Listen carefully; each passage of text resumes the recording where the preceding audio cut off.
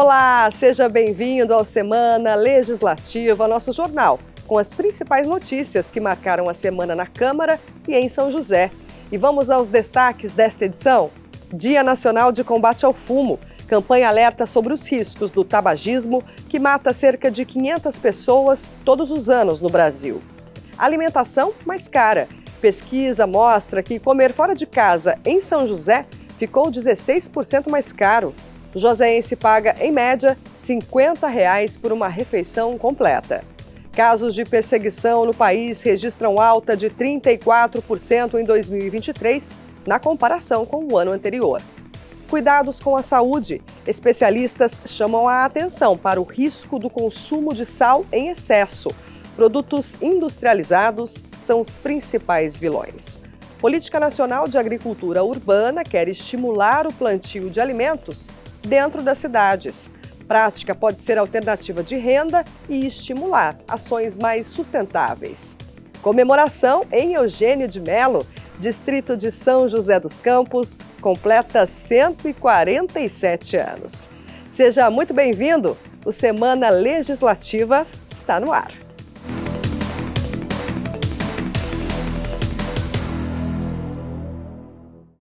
A gente começa essa edição com informação sobre a Câmara. Os vereadores se reuniram nesta quinta-feira em plenário para a análise e votação de projetos. E a gente apresenta agora um balanço das matérias apreciadas durante a sessão. Durante a 46ª sessão ordinária, os vereadores aprovaram o projeto de lei que torna a infração administrativa o flagrante de uso, guarda, aquisição ou transporte de drogas ilícitas em espaços públicos, como ruas, praças, áreas verdes e esportivas. Também foi aprovada a matéria que autoriza a criação do programa São José ao Vivo. A iniciativa permite que a população tenha acesso às imagens das câmeras do Centro de Segurança e Inteligência. A proposta é disponibilizar o link em canais oficiais para que os munícipes possam acompanhar em tempo real as condições das principais vias, como trechos interditados por obras, acidentes de trânsito ou outras situações que gerem congestionamentos. A proposta de emenda à lei orgânica do município, que acrescenta a previsão de emendas parlamentares impositivas ao orçamento, recebeu 14 votos favoráveis no primeiro turno da votação. A chamada PELON prevê que 2% da receita corrente líquida do ano anterior seja destinado a projetos de lei. A proposta determina que metade do valor deve ser usado em ações e serviços públicos de saúde. A matéria ainda precisa de um segundo turno de votação. Os parlamentares também alteraram o projeto de decreto legislativo que criou o Prêmio Heróis de Alcântara, destinado a alunos e professores que se destacarem nas disciplinas de física, química e matemática, além de escolas municipais, estaduais e técnicas. Também poderão participar estabelecimentos de ensino superior da cidade. Também foi aprovada a emenda ao projeto de decreto legislativo que dispõe sobre a criação do título de mulher empreendedora. Os vereadores instituíram o Maio Consciente, mês dedicado à conscientização e promoção da saúde mental materna.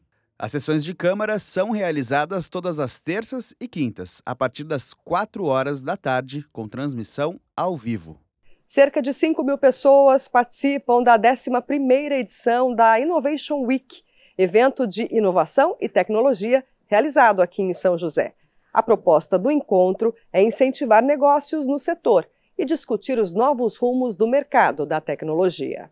O conhecimento e as ferramentas capazes de mudar o futuro estão espalhados pelo Parque Tecnológico. Nesse stand, tudo é feito à base de inteligência artificial. Essa câmera pode identificar qualquer pessoa ou objeto com rapidez e precisão. E tem ainda esse aparelho capaz de reconhecer qualquer cor, até mesmo dos dentes. Recursos com centenas de aplicações possíveis. As nossas IAs, elas assistem os vídeos, basicamente, elas vão identificando padrões, então elas contam pessoas, elas verificam conformidade de processos, elas verificam a qualidade de um produto, isso dentro de diversos setores, como automotivo, aeronáutico, alimentos, setor químico, então toda uma série de sistemas inteligentes que monitoram e garantem em tempo real a qualidade tanto de produtos quanto em processos. Neste ano, o Innovation Week conta com mais de 40 expositores, cada um com um projeto diferente.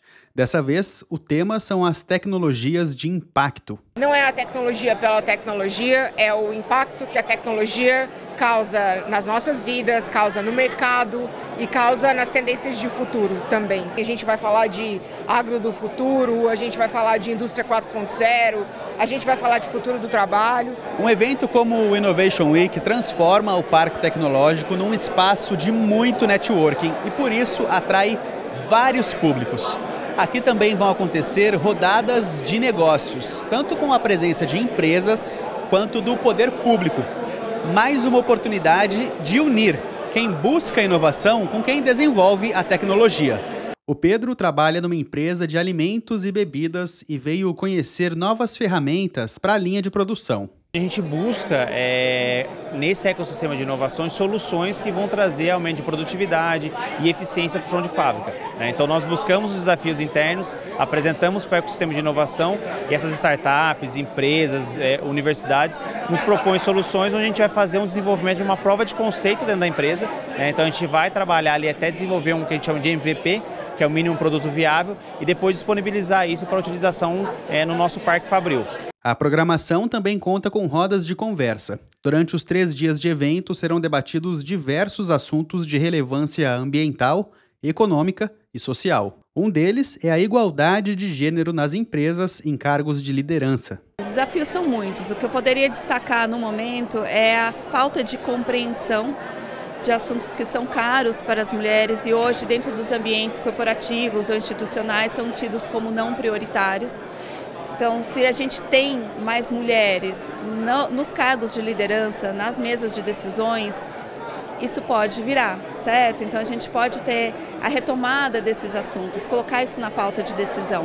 E outro tema muito importante é a sobrecarga feminina, né? Tanto do cuidado dos infantes quanto do cuidado dos idosos. Isso é uma realidade de muitas mulheres no Brasil e no mundo e isso atrapalha. Com mais uma edição do Innovation Week, São José fortalece o desenvolvimento econômico de empresas e o ecossistema de inovação da cidade. O output é gerar novas soluções, falar sobre futuro, preparar a nossa cidade, a nossa região, também com novas tecnologias que estão chegando por aí.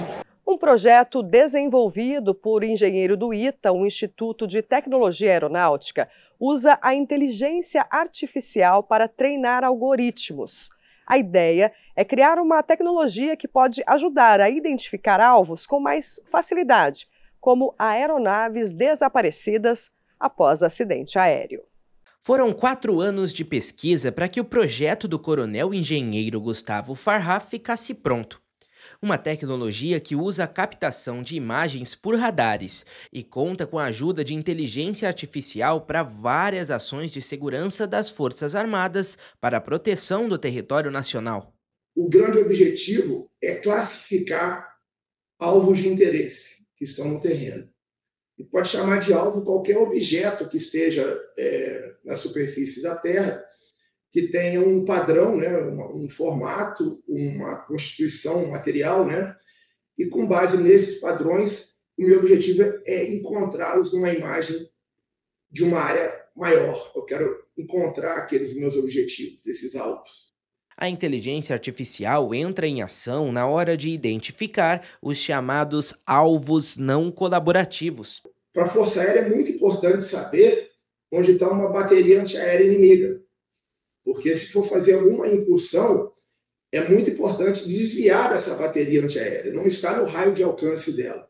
Então, se eu consigo fazer uma imagem dessa área que eu pretendo fazer essa incursão e localizar onde estão as baterias antiaéreas do inimigo, isso nos garante assim, uma maior probabilidade de êxito numa operação militar. Essa tecnologia tem alguns objetivos, tanto para as próprias Forças Armadas quanto também para a sociedade civil. Você usar para classificação, por exemplo, de manchas de óleo no oceano, né? Então você conseguir distinguir e definir com uma acurácia maior esse tipo de classificação desse tipo de alvo, no caso manchas, utilizar para busca, por exemplo, de aeronaves que eventualmente acabem caindo, né, em áreas, sofrendo algum acidente em área com difícil acesso. Então, utilizando esse tipo de imagem, você pode auxiliar nesse processo de busca. Esse projeto foi desenvolvido no ITA, no chamado PPGAU, Programa de Pós-Graduação em Aplicações Operacionais, que existe desde o ano 2000. São mais de 2 décadas apoiando ideias inovadoras na área da tecnologia, como aconteceu com o Gustavo. E ele não foi o único a contar com esse incentivo.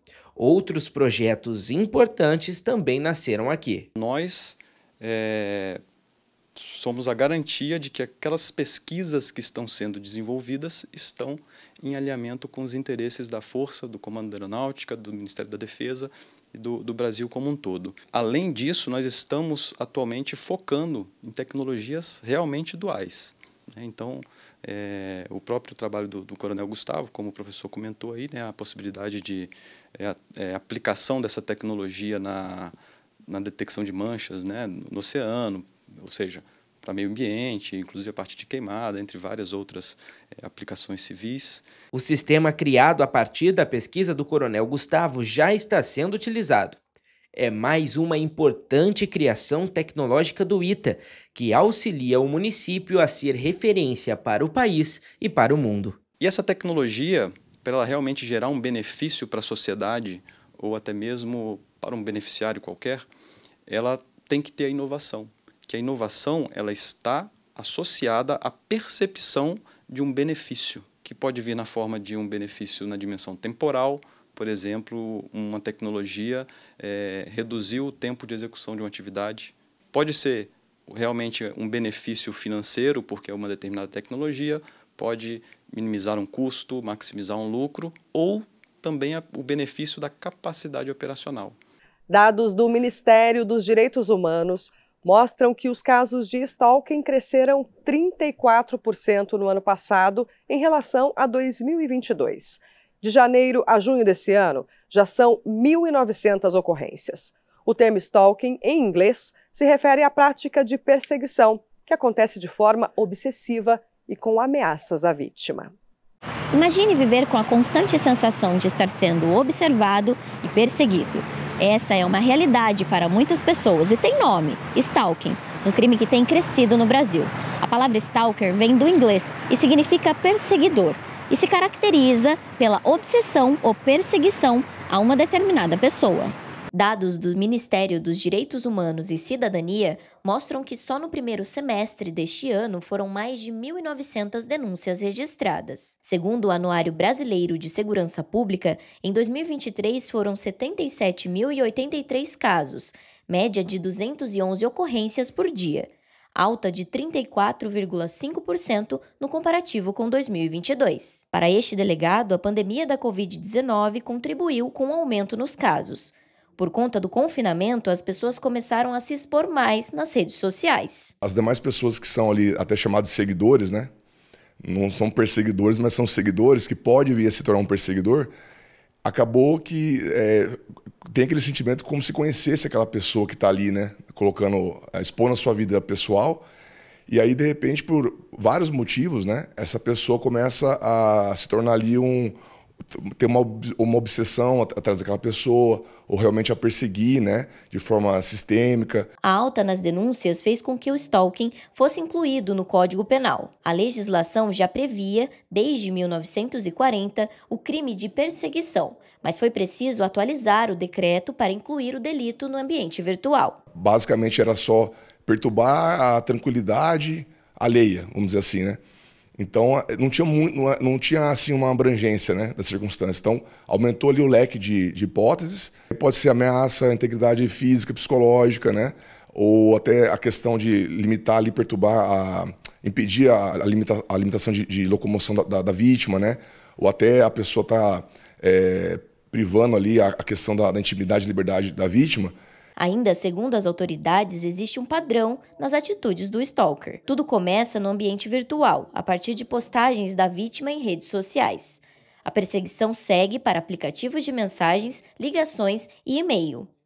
Dados pessoais são descobertos, até culminar em assédios e outros constrangimentos. Às vezes uma insistência numa mensagem, uma perturbação, às vezes até de cunho sexual, de conotação sexual, aquele elogio que ultrapassa o limite. Na cabeça dela, ela compreende que há uma intimidade e a partir daí ele partir até para as investidas físicas, né? E infelizmente muitas das perseguições que a gente vê também estão no contexto de violência doméstica familiar contra a mulher. Para esta psicóloga, em alguns casos, o stalking pode estar associado a transtornos psicológicos e geralmente a atitude ganha força após uma rejeição. Geralmente, ou pelas características da própria personalidade da pessoa, como, por exemplo, pessoas mais controladoras, mais agressivas, ou pela presença de um transtorno mental, como borderline, transtorno obsessivo-compulsivo.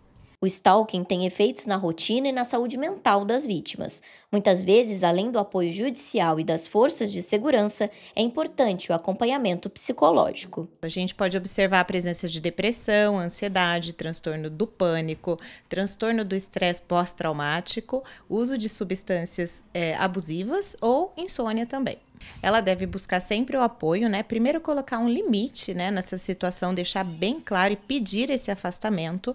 Depois, tomar algumas ações, como, por exemplo, bloquear, trocar o e-mail, trocar o número de telefone e sempre procurar as autoridades competentes e um psicólogo em caso precise de ajuda. E a gente segue com Semana Legislativa e agora nosso assunto é a educação. Em 25 de agosto é celebrado o Dia Nacional da Educação Infantil. A data foi criada para promover discussões sobre a qualidade do ensino e o acesso à escola. De acordo com o último censo escolar, o número de matriculados em creches e pré-escolas no país cresceu 13% em 2 anos. Em São José, são 31.675 matriculados nas escolas de educação infantil. O trabalho dentro das unidades durante essa fase do ensino é fundamental para o pleno desenvolvimento dos alunos. Aos 6 anos, a Sophie já aprendeu bastante. Ela frequenta a escola desde 1 ano e meio e já conhece o alfabeto e os números. Sabe contar confiante de 0 a 10. 1, 2, 3, 4, 5, 6, 7, 8, 9, 10. Esse conteúdo é trabalhado nas tarefas propostas pelos professores na escola, com o objetivo de estimular e desenvolver o conhecimento das crianças. Numa simples roda, então existe o desenvolvimento da oralidade, ali existe o reconhecimento do nome e diante do reconhecimento do nome, a escrita do nome. Existe também a questão das histórias, importantíssimo neste momento, nesse nível da primeira infância, que é por meio da história, com diferentes gêneros textuais, que ela só vai ampliando esse vocabulário para chegar no ensino fundamental.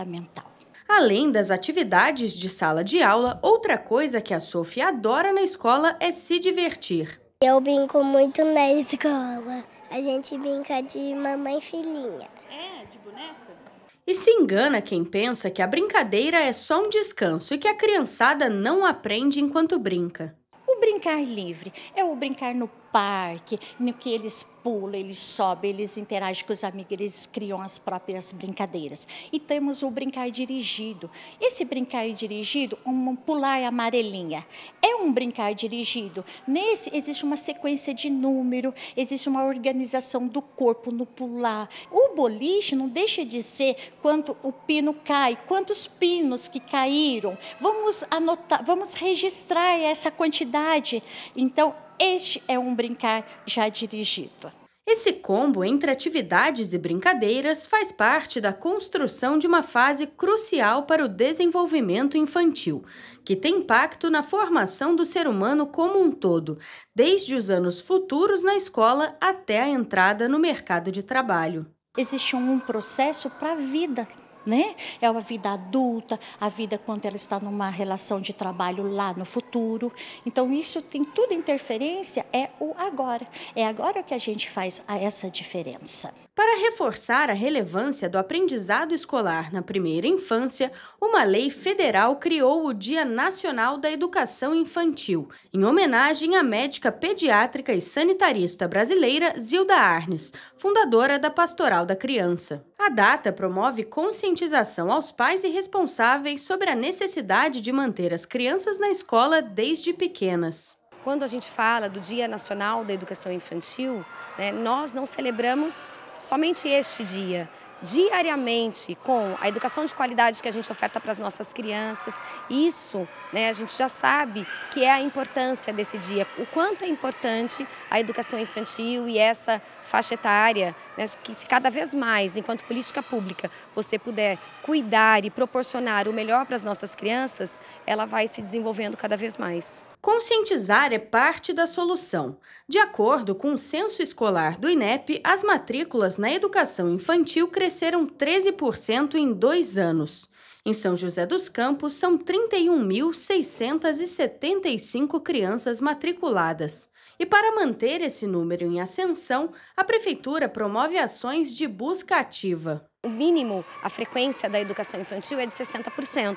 Então, esse acompanhamento regular, junto aos professores, no diário de classe, o contato com as famílias, caso essa criança precise se ausentar, solicitando que as famílias apresentem ou um atestado médico, o motivo pelo qual ela está ausente. Então, essas ações e de conscientização das famílias, contato telefônico, reunião de pais, várias outras ações são feitas para que essa criança permaneça junto na escola. A Fernanda, mãe da Sophie, fica orgulhosa vendo toda a evolução da filha na escola. E a pequena virou exemplo para o irmão mais novo, que também já foi inserido na educação desde cedo. Para a mãe, o contato com professores e colegas faz toda a diferença. A gente vê o desenvolvimento que é diferente de uma criança que fica dentro de casa.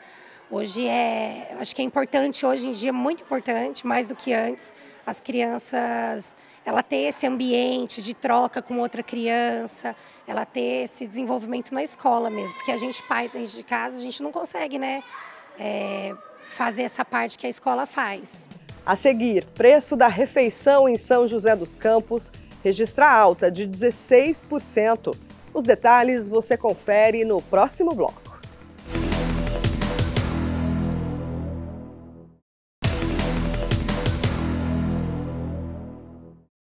Voltamos com o Semana Legislativa e a gente abre esse segundo bloco com informações sobre a Câmara. Na última terça-feira, os vereadores aprovaram documentos e trataram de assuntos de interesse público durante a 45ª sessão ordinária. Entre os documentos aprovados na 45ª sessão do ano estavam requerimentos, indicações e moções. Quanto aos requerimentos e indicações, a maior parte era pedidos de serviços de manutenção pública, como poda de árvores, troca de lâmpadas, limpeza urbana e tapa-buraco. Outras solicitações cobravam ronda policial em alguns bairros e agilidade nos atendimentos de saúde pública. Já durante o Pinga-Fogo, momento em que os vereadores vão à tribuna para debater assuntos de interesse público, os principais temas abordados foram fiscalização, economia e melhorias para a população. Parlamentares também mencionaram o aniversário de 147 anos do distrito de Eugênio de Melo e os 55 anos da Embraer. As sessões de Câmara são realizadas todas as terças e quintas, a partir das 4 horas da tarde, com transmissão ao vivo. Pesquisa feita pela Associação Brasileira das Empresas de Benefícios ao Trabalhador mostra que comer fora de casa em São José ficou 16% mais caro esse ano na comparação com 2023. É preciso desembolsar cerca de R$ 50 por uma refeição completa. O Ayrton trabalha o dia todo fora de casa. Na hora do almoço, prefere comer em um restaurante próximo ao serviço. Assim, consegue economizar tempo e variar a alimentação. Mas do ano passado para cá tem ficado cada vez mais difícil encaixar essa refeição no orçamento. Substancialmente houve um ajuste aí nesses valores e isso dentro do nosso salário acaba impactando, né? Tem levado uma parte substancial aí do que a gente utiliza como salário. E esse aumento não foi sentido apenas pelo Ayrton. Uma pesquisa da Associação Brasileira das Empresas de Benefícios ao Trabalhador mostra que o almoço em São José dos Campos ficou 16% mais caro em 2024 em relação a 2023. No ano passado, era possível fazer uma refeição completa, incluindo bebida, café e sobremesa, por R$ 43,18. Neste ano, a mesma refeição sai por R$ 50,25, um aumento de mais de R$ 7,00. Quando você come fora, você tem uma série de inconvenientes em relação ao preço. Porque quando você faz em casa, né, fica mais tranquilo, você tem o gás, tem a luz, mas você não tem a mão de obra que custa bastante. E quando você come fora, então, num restaurante, né, isso tudo vai ter que estar agregado aí aos custos, né? E ele está sempre aumentando, além lógico, dos ingredientes que são usados para fazer a alimentação. Alguns alimentos puxaram a alta do preço do almoço. O maior exemplo é a batata, que de julho de 2023 a julho de 2024 subiu 64,84%. O arroz também sofreu variação, com um aumento de 38,86% neste período. Outro fator que eleva o custo das refeições é a mão de obra. O salário de quem trabalha no comércio teve reajuste de 4,6% em novembro de 2023, gasto que sai do bolso dos donos de restaurantes. Com tudo mais caro, é preciso equilibrar as contas. Esse valor da refeição é um valor de mercado, porque se ele colocar muito alto o preço, ele não vende. Se eu colocar muito baixo, ele também vai perder. Então já existe um preço de mercado. E aí, em cima desse preço de mercado, aí que ele vai calcular quanto que ele quer ter de ganho. Então, quero ter 30%. Então, o que ele pode fazer é essa margem de ganho diminuir um pouco para que possa realmente o preço da refeição ficar nesse preço que é de mercado e não precisar aumentar. Essa foi a saída encontrada por este restaurante em São José. Para evitar repassar todos os aumentos aos clientes, a dona Ana planeja variações no cardápio e promoções. A gente compra a verdura da época, que é mais barata, uma carne, diversifica a carne. A gente aqui, por exemplo, não serve muito peixe, porque o peixe é uma carne mais cara.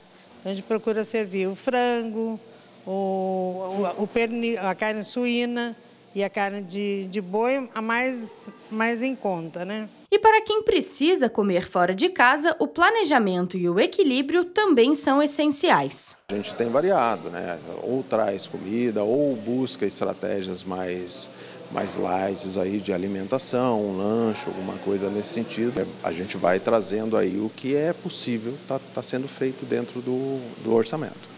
E a gente viu aí, né? Para economizar ou ganhar tempo, muita gente recorre a lanches, mas é preciso cuidado na hora de escolher a refeição.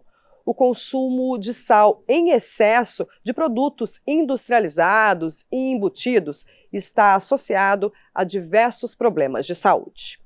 Há 2 anos, o Ailton descobriu que tem insuficiência cardíaca e precisou cortar o consumo do sal e de alimentos com muito sódio.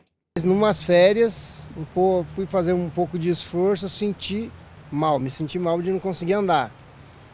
Aí, voltando a trabalhar, marquei o médico para voltar. O médico era na terça-feira, na segunda-feira aqui na Câmara, eu vindo do Passo, eu não consegui chegar. Eu parei na guarita, sentei, respirei, saí, depois eu não passei do corredor. Pois é, o vilão chamado sal. E o brasileiro gosta desse vilão. Segundo uma pesquisa da Universidade de São Paulo, mais da metade dos brasileiros com idade acima de 20 anos consomem mais sal do que o recomendado por dia. A ideia é tentar evitar o abuso, o controle, para facilitar, por exemplo, controle de hipertensão arterial, controle de peso, de retenção líquida, né, de sobrecarga de rim, não só do coração. Tem um monte de benefícios do organismo que se ele aprender a trabalhar com menos sódio. Cada caso é um caso, mas em média o consumo diário de sal não pode passar de 5 gramas por pessoa. Entre os brasileiros, esse número chega a 12 gramas. O ideal é um equilíbrio de 5 gramas de sal, que seria uma colher de chá. Mas se você for ver ao longo do dia isso distribuído, em refeição realmente é difícil alcançar, é mais no industrializado. Os alimentos industrializados, como embutidos, processados, enlatados ou em conserva, tem um teor maior de sal. Presunto, queijo, porque o pessoal fala muito de presunto e salame, mas tem os queijos, num bacon, num toucinho, né?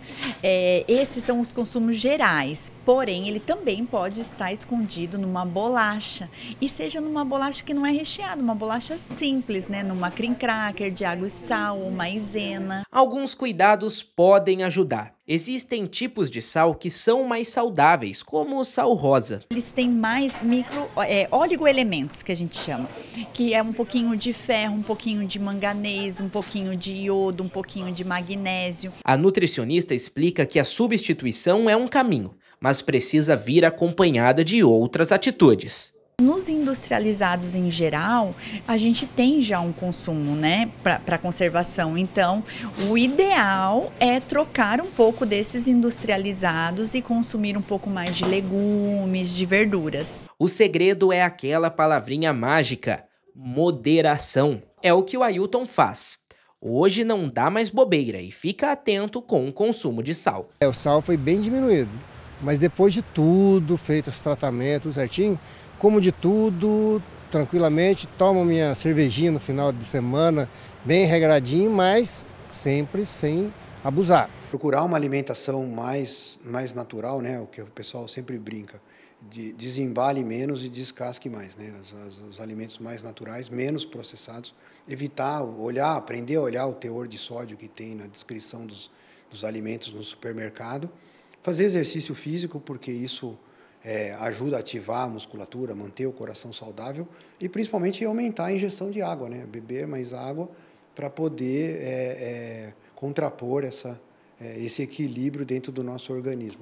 Hora de fazer mais uma pausa e depois do intervalo vamos falar sobre o Dia Nacional de Combate ao Fumo.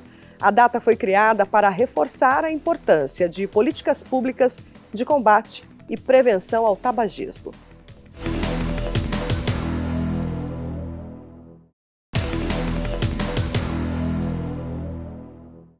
Estamos de volta e a gente abre o terceiro bloco do programa com dados preocupantes. O cigarro mata cerca de 500 pessoas todos os dias no Brasil. A estatística é do Instituto Nacional do Câncer e revela também que o fumo está associado a mais de 50 doenças. Mais de 145 mil mortes por ano poderiam ser evitadas não fosse o tabagismo. Os custos para o Sistema Único de Saúde tratar os problemas provocados pelo cigarro chegam a 153 bilhões de reais. Com o objetivo de chamar a atenção para o problema, foi criado o Dia Nacional de Combate ao Fumo, uma maneira de reforçar a importância de políticas públicas de combate e prevenção ao tabagismo. O número impressiona. Em todo o mundo, mais de 8 milhões de pessoas morrem todos os anos por consequência do tabagismo. Segundo a Organização Mundial da Saúde, essa é a principal causa de morte evitável do planeta. Só para se ter uma ideia, no Brasil, são estimadas cerca de 200 mil mortes em decorrência do fumo anualmente. Por isso, o cigarro aparece entre os principais problemas de saúde pública. O pulmão absorve várias substâncias que tem dentro da fumaça, desde a nicotina até várias substâncias tóxicas, que levam a problemas, os mais comuns que a gente fala, problemas cardíacos, né, que são problemas vasculares, de aterosclerose, e problemas, por exemplo, de cerebrais, como os AVCs. Também, por causa dos produtos tóxicos que tem dentro do cigarro, acelera o aparecimento, né, desenvolve o aparecimento de vários cânceres. Até mesmo quem não fuma fica no prejuízo. Ainda de acordo com a OMS, o tabagismo passivo é responsável por mais de 1.200.000 mortes por ano. Diante de tantos problemas, diversas medidas foram tomadas ao longo do tempo. Em 2011, por exemplo, foi estabelecida a Lei Antifumo, que proibiu o consumo de cigarros em ambientes coletivos, públicos ou privados, como restaurantes e bares. Grande parte desses problemas já são velhos conhecidos das pessoas, mas às vezes as coisas começam de maneira despretensiosa. É uma escolha que se torna um hábito e só depois se transforma num risco grave para a saúde. O Dia Nacional de Combate ao Fumo, comemorado em 29 de agosto, alerta para esses problemas. A data foi instituída há bastante tempo, em 1986, e serve para conscientizar a população sobre os perigos do uso do cigarro. As ações acontecem durante todo o mês, chamado de Agosto Branco, campanha de sensibilização e prevenção ao câncer de pulmão. A informação fez diferença para o seu José Carlos. Há quase 3 anos, ele vive uma nova vida. Foram mais de 50 anos como fumante. Tive uma pessoa da família que teve um problema, né, de pulmão, teve que tirar uma parte do pulmão. E eu também fiz uma consulta, né, para ver como é que estava o meu pulmão, e o meu pulmão estava bom. Então, o médico achou que era a hora. Pelo tempo que eu vinha fumando, as imagens que ele viu do meu pulmão num raio-x ou numa tomografia, ele falou, pô, não é possível, então para, porque está bom. Foi o que aconteceu. Novos hábitos surgiram para ajudar. O violão, por exemplo, é um hobby recente. Aos poucos, respirando novos ares, ele cuida cada vez mais da saúde. Tudo que você conseguir fazer para tirar um hábito, porque o fumar, além do vício, ele é um hábito, você não pode estar sem fazer nada, porque ele puxa esse hábito. Nem todos encontram a mesma força para parar de fumar. Segundo a Universidade de Boston, nos Estados Unidos, mais de 60% dos fumantes que tentam largar o tabaco têm uma recaída no primeiro ano. Por isso, esse psicólogo afirma que a decisão de pôr fim ao consumo é o primeiro passo de um longo processo. Realmente compreender que há uma mudança no estilo de vida, uma mudança realmente profunda, autêntica. O vício em cigarro realmente traz câncer, tá um monte de malésias, só que aquela coisa a curto prazo, né? A curto prazo não, a longo prazo, né? Aquilo vai aos pouquinhos. Então, a primeira coisa que eu indico é faça uma observação interna, vê se você quer realmente mudar de estilo de vida e para isso busque os profissionais. Parar de fumar e caminhar rumo a uma vida mais saudável é possível. Uma escolha com impactos positivos para toda a sociedade. Rapidamente, nos primeiros 15 dias, 20 dias, a pessoa percebe já ali uma certa melhora na capacidade de respiração. Então a pessoa fala que percebe que respira mais fácil, aquela tossinha crônica tende a melhorar. E uma outra coisa que chama muita atenção de quem fuma é o paladar. Quem fuma reclama muito que perde o paladar ao longo do tempo. E o paladar também volta. A pessoa fala que, nossa, percebe voltar a ter paladar de coisas simples, coisas salgadas, coisas doces, melhoram também. E a gente continua falando de saúde. A campanha Agosto Verde Claro, de sensibilização e combate ao linfoma, quer alertar a população sobre a importância do diagnóstico precoce. Esse tipo de câncer atinge, em média, 12 mil pessoas por ano no Brasil. Para a Maísa, poder cuidar da filha é um sonho realizado. Ela sempre quis ser mãe e passou 7 anos tentando, até engravidar da Antonella. Mas, enquanto curtia a gestação, recebeu o diagnóstico de linfoma. Quando foi de 5 para 6 meses, eu senti um nódulo no seio e entrei em contato com a minha médica, né? E aí ela pediu para mim fazer um ultrassom e passar no mastologista. Deu que então era menos invasivo, que não era câncer de mama, e sim aquele linfoma não Hodgkin, que é um câncer no sistema linfático. O linfoma é um tipo de câncer que afeta os linfócitos, células que protegem o organismo das infecções. Existem 2 principais categorias para identificação: linfoma de Hodgkin e não Hodgkin, como foi o caso da Maísa. Com a imunidade prejudicada, o corpo pode ficar mais exposto a agentes externos. Como as células de defesa não estão tendo essa função adequada, ele fica assim com a imunidade um pouquinho mais comprometida, então acaba aumentando o risco de ter alguma infecção, algum quadro viral, alguma pneumonia. A doença é o 20º tipo de câncer mais frequente no Brasil. Segundo estimativas do Instituto Nacional de Câncer, nosso país deve registrar cerca de 12 mil diagnósticos de linfoma não Hodgkin por ano até 2025, sendo 6.420 em homens e 5.620 em mulheres. Já em relação ao linfoma de Hodgkin, a incidência anual neste mesmo período pode passar das 3.000 notificações. Na maior parte dos casos, o organismo apresenta sinais que não devem ser ignorados. O principal sintoma é o crescimento das ínguas, tá? É você perceber que está tendo um carocinho no pescoço, na axila, na região inguinal, na virilha. A gente percebe muito facilmente, por exemplo, se eu tiver uma dor de garganta, uma infecção na garganta, amidalite, às vezes a gente palpa assim no pescoço e fala, nossa, tem um carocinho que está dolorido aqui quando eu palpo. Isso é normal. Agora, se eu começo a ter um crescimento dessas ínguas, fora de um período infeccioso, um crescimento que depois não regride, que só vai aumentando de tamanho, que vai dando febre, que pode dar perda de peso. Uma perda de peso num paciente que não está fazendo uma dieta, que não está fazendo uma reeducação alimentar, uma sudorese intensa à noite, assim, de precisar trocar a camisa do pijama para se atentar e procurar um auxílio médico, porque alguma coisa pode estar acontecendo. As mutações dos linfócitos não têm causa comprovada, por isso não dá para prevenir diretamente o linfoma.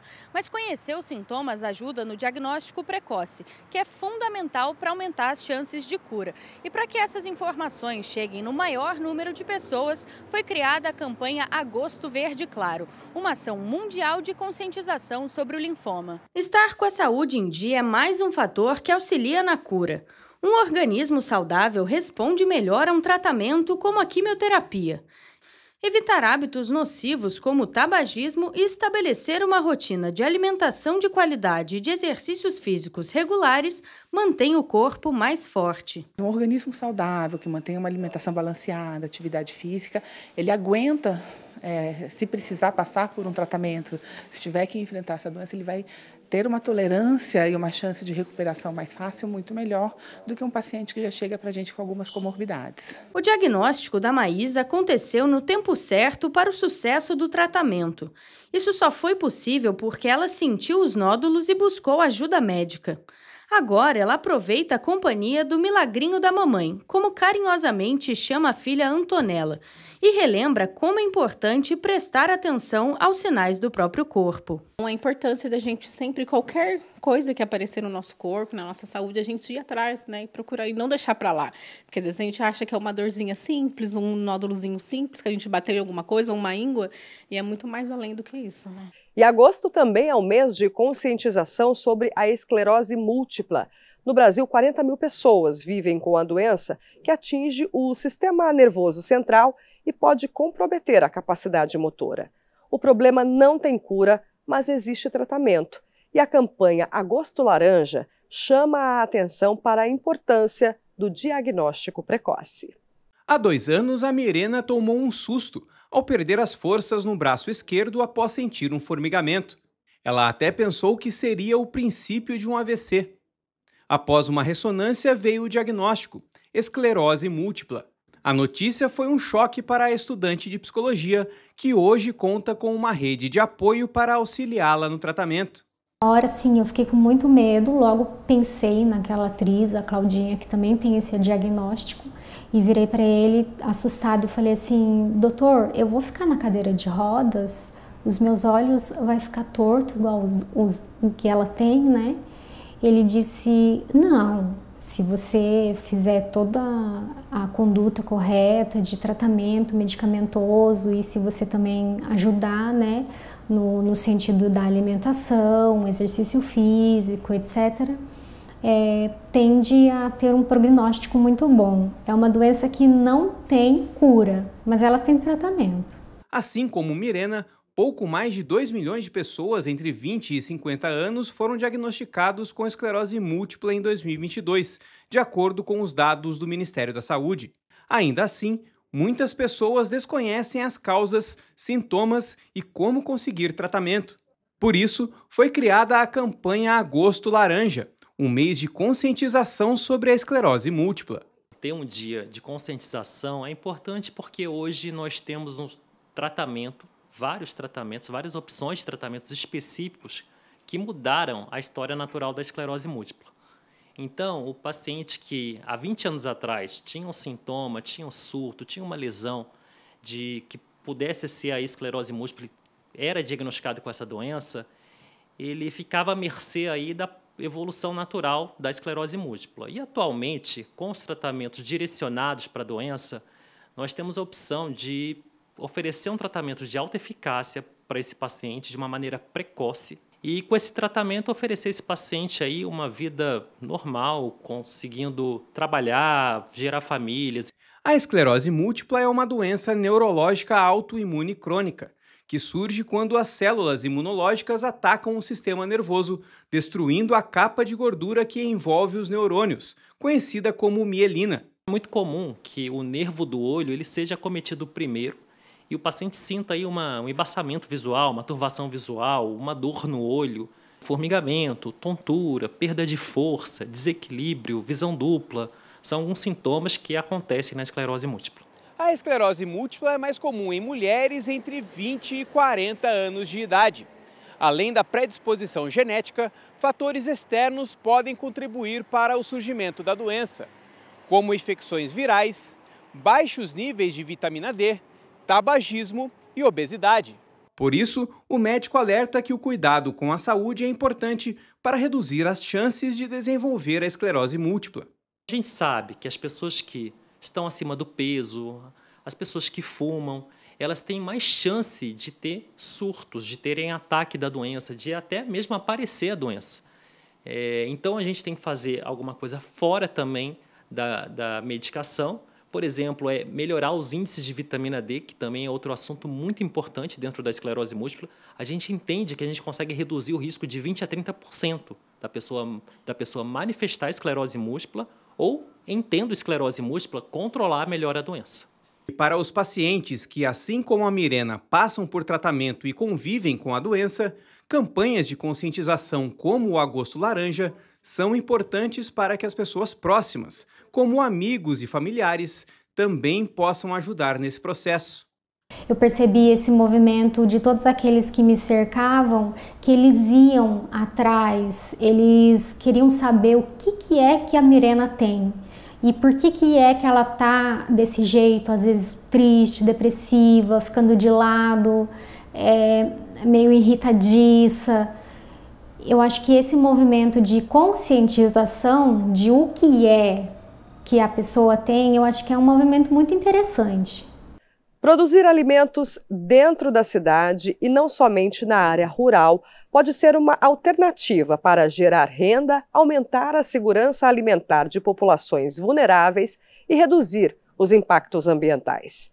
E esses são alguns dos objetivos da Política Nacional da Agricultura Urbana, sancionada pelo governo federal. Preparar a terra faz parte da rotina do Valmir e desde 2015 ele cultiva dentro da cidade. A plantação fica nesse terreno na região oeste de São José dos Campos. Aqui era um terreno que estava parado, daí a prefeitura veio mato, ficava notificando o dono, isso tudo, daí ele foi e cedeu para a gente fazer uma parceria e manter o terreno dele limpo, daí ele cedeu para a gente poder estar plantando no terreno. Ocupar espaços livres, como estava essa área, e dar função para locais subutilizados é um dos objetivos da Política Nacional da Agricultura Urbana. A lei sancionada pelo governo federal também prevê a ampliação da segurança alimentar de populações vulneráveis. Pretende gerar alternativa de renda e estimular o trabalho familiar de cooperativas e associações. Fomento a agricultores locais, a empreendedores locais que podem se utilizar desses meios, no meio urbano para desenvolver negócios diversos, desde vendas de empórios, de produtos feitos por artesãos, de produtos feitos por empreendedores rurais. Então você cria um novo ecossistema na cidade voltados para a área de alimentação. Além de garantir o sustento de 3 famílias, a horta onde o Valmir trabalha também colabora com a redução do desperdício e diminui o custo de produção, principalmente porque não há necessidade de transporte, já que os clientes são moradores do bairro. Só do bairro. Às vezes vem algum do bairro vizinho, vem que vê na internet, porque a gente posta alguma coisa, eles acabam vindo para poder conhecer. Daí a gente vem, eles falam, eu quero um alface, quero alguma coisinha assim, daí eles vêm, vê a gente colhendo. A Kenes está sempre por aqui. ela aproveita o preço mais em conta e leva para casa alimentos frescos. Aí eu venho e pergunto para ele o que ele tirou, o que ele colheu. Aí eu pego o que ele colheu, entendeu? Mas é bem gostoso, bem fresquinha a verdura dele. O especialista explica que o incentivo à agricultura urbana aproxima a população do processo de produção de alimentos e favorece a sustentabilidade. Ele vai muito na questão da pegada de carbono, né? Então, se você pensar que os alimentos que nós compramos no supermercado, às vezes eles saem de regiões às vezes afastadas para chegar até o nosso consumo, né? Então isso daí tem um impacto imenso nesse processo. Você tem uma cisão da aproximação da população com o alimento. Então é comum aquelas brincadeiras, né? As crianças nunca tinham visto um pé de fruta, só via embalado no supermercado. Então você tira essa compreensão de mundo das pessoas, de onde vêm os alimentos. De acordo com a Secretaria de Urbanismo de São José, o município tem 100 hortas urbanas localizadas em diferentes locais, como dentro das escolas. Além de viabilizar espaços para o plantio, Fabiano Porto entende que o poder público pode fomentar a prática com a articulação de programas de abastecimento. Seria esse fomento à compra dos alimentos produzidos por esses espaços em áreas urbanas para, por exemplo, as merendas escolares, para questões de UBS, escolas. Então, você tem uma certa garantia de renda para esses locais trabalharem, né? E isso daí dá uma estabilidade para o projeto muito importante para se desenvolver, né? A Política Nacional da Agricultura Urbana também pretende incentivar linhas especiais de crédito, um recurso que, segundo Valmir, seria muito bem-vindo, já que uma das dificuldades está no acesso a financiamentos. Para ajudar mais, igual tem muitos terrenos vazios, incentivar as pessoas para poder estar plantando essas coisas, seria uma coisa bem bacana. Eugênio de Melo está em comemoração. O distrito acaba de completar 147 anos. E em comemoração a essa data, nós preparamos uma reportagem especial que conta um pouco a história da região e principalmente das pessoas que fazem desse um dos lugares mais acolhedores de São José. Eugênio de Melo, o maior distrito da cidade de São José dos Campos. 96 quilômetros quadrados, cerca de 60 bairros, mais de 90 mil habitantes e 147 anos de história. Tudo começou por causa da estação ferroviária, que em 28 de agosto de 1877 foi inaugurada aqui. O prédio original, de madeira, era bem diferente deste que vemos agora. No início de Eugênio de Melo, aqui era o maior produtor de café. O nosso café foi até importado. A produção se tornou tão grande que eles não tinham como retirar. Aí o fazendeiro que morava aqui, Ambrósio Molina, foi até o Rio de Janeiro e conseguiu com que fosse construído a estação aqui. Apesar de quase um século e meio de história, o distrito só foi instituído oficialmente em 1934. É que na época havia muito debate se a região seria de Caçapava, São José ou então um município independente. É a maior área de São José dos Campos, sabe? Maior que São Francisco Xavier, maior que Santana do Paraíba. Então já estava determinada essa área. Vai até Jambeiro, até Caçapava, até o Rio Paraíba e depois até o Cajuru. Então essa área todinha pertence ao distrito de Eugênio de Melo. Dona Madalena tem uma história de amor com a região. A decoração da casa já diz isso. Toda a família nasceu por aqui. Casou, criou os filhos e até hoje é moradora. O pai dela foi o primeiro subprefeito do distrito. E até livros sobre Eugênio de Melo ela escreveu. Eu levei 20 anos pesquisando, coletando material. Eu tenho um acervo de fotos antigas, de documentos antigos, tanto é que eu busquei até no acervo morto da Prefeitura de São José documentos sobre Eugênio de Melo.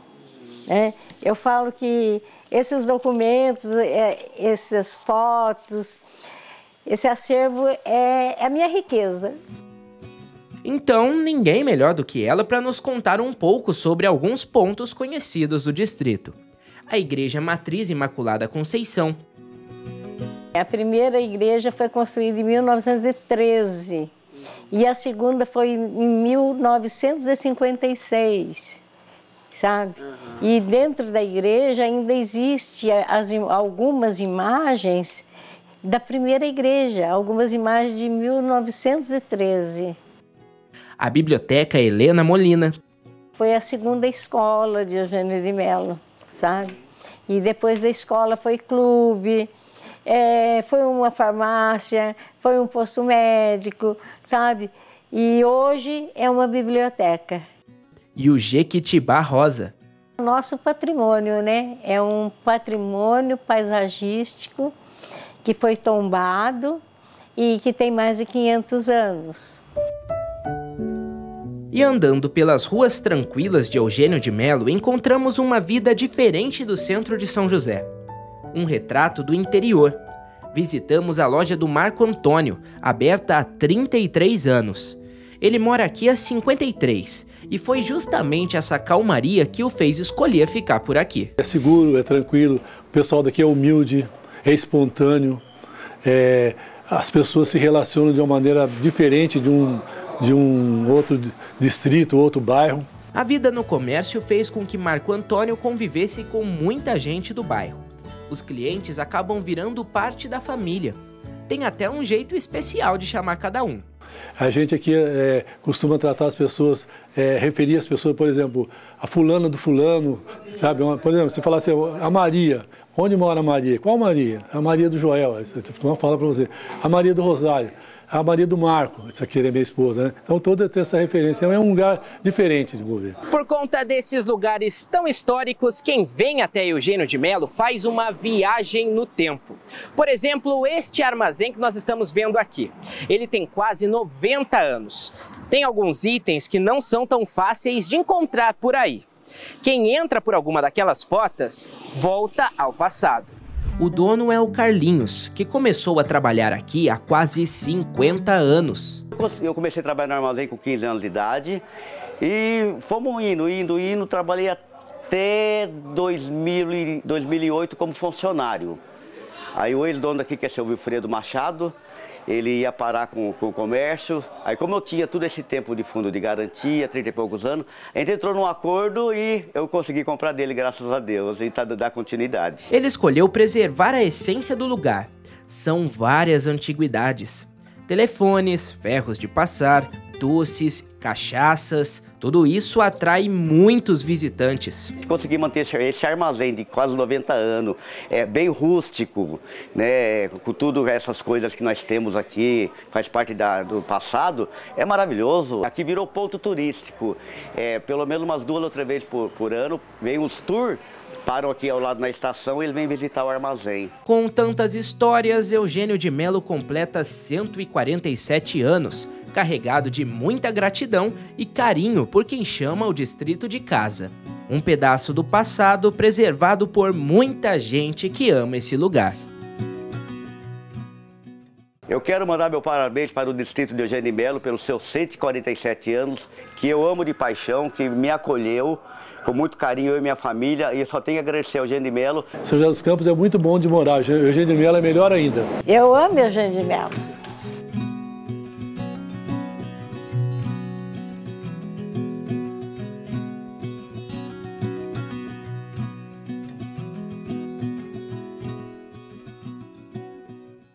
Parabéns, Eugênio de Mello. E o Semana Legislativa fica por aqui. Muito obrigada pela companhia. Se quiser rever as nossas reportagens, basta acessar o canal do YouTube TV Câmara SJC. Ótimo fim de semana para você. Tchau, tchau.